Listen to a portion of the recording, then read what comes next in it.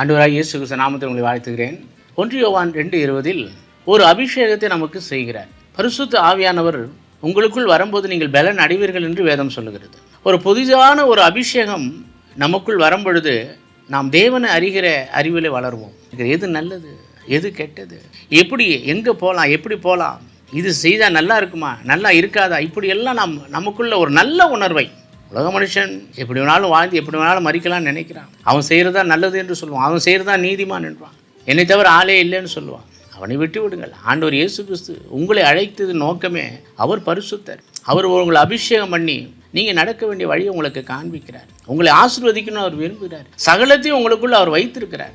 சகலமும் நன்மைக்கு ஏதுவாகவே நடக்குது என்று பார்ப்போம். ஏன் என்றால் அவரை ஏற்றுக்கொள்ளும் போது நமக்கு சகலமும் நன்மைக்கு ஏதுவாகவே நடக்கும். நமக்கு துன்பமாக தெரியும், அது ஆண்டவருடைய பார்வைக்கு அது நன்மையாய் மாறும். நமக்கு நன்மை செய்யும்படியாகத்தான் அந்த துன்பத்தை நமக்கு அனுபவிக்கிறார் நம்ம நினைக்கணும். அதுதான் அங்கே அபிஷேகம், அந்த வார்த்தையெல்லாம் அது நமக்கு உணர்த்தும். அந்த உணர்த்துகிறபடினால தான் ஆண்டவர் அங்கே சொல்ற அபிஷேகத்தாலே அறிந்திருக்கிறீர்கள் என்று. ஆண்டவர் இயேசு அறிந்து கொள்ளுங்கள், சத்தியத்தை அறிந்து கொள்ளுங்கள்.